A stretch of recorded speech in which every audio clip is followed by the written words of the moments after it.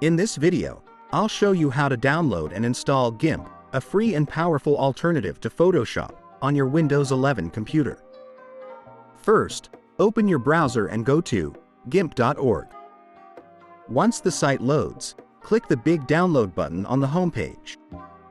Next, click the option that says Download GIMP directly. This will download the installer for Windows. Once the file is finished downloading, open it.